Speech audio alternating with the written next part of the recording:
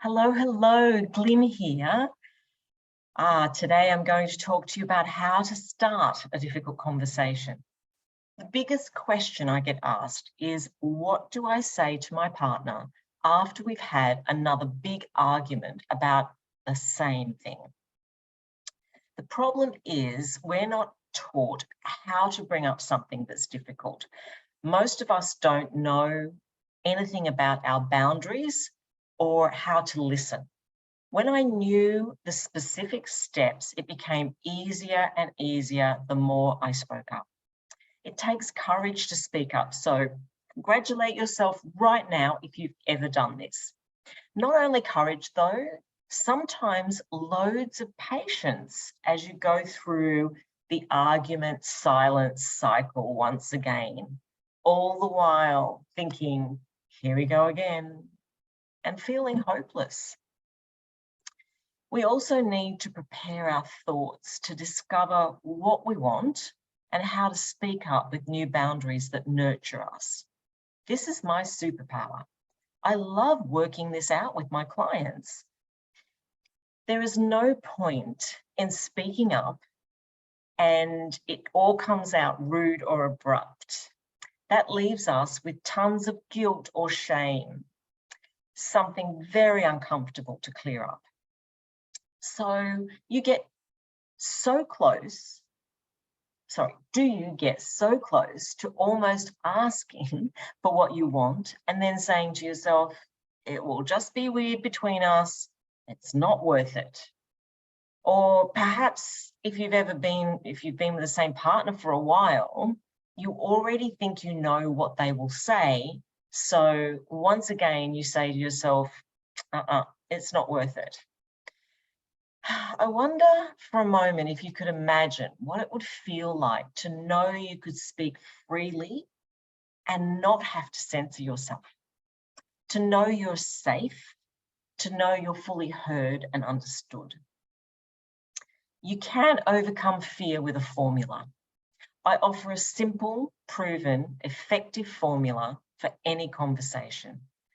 If you would like encouragement to express the kind of uncensored, raw emotion it takes to shift from stifling feelings, thinking you'll keep the peace, to being ready to start asking for what you want and taking those first steps towards being fully heard and understood and having your needs met. I've been sharing this simple, proven method for over 15 years. So I've got a couple of conversation starters for you. It obviously takes a bit more than this to have a successful conversation after a disagreement, but these will get you started and help you know that they're just ordinary words anyone can use. So here we go. Number one is, my last memory is we didn't end off well when we talked, and whatever. Number two, I'm sorry I did whatever it was I did. Number three is, how can I make it up to you? Number four is, when I remember hearing these words, I feel this feeling because I need this particular thing. I wonder how you're feeling after hearing me say that. Number five, I'm feeling a little nervous or concerned about whatever it is that you left the conversation with or want to have the conversation about. The next one is, would you be up for a 10-minute chat later today? That always kind of helps people ease into it and have a bit of a think about what they want to say. The last one is, I've been wondering how you've been since our last phone call, meeting, or whatever it is. So these are suggestions just to get you started. So if you would like to start a difficult conversation with courage, you will love this simple, effective method that I have. I've had add additions to those starters. So you can book by simply going to bit.ly /bowl of cherries.